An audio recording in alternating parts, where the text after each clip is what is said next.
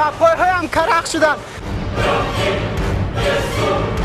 How is Tajikistan? What do you want to say about here, about Tajikistan? A lot of things. A lot of things. Safri. First of all, I came here because I was born here. Oh, Yeah. you was Therefore, born here? in Dushanbe. You was born in Dushanbe? Yeah.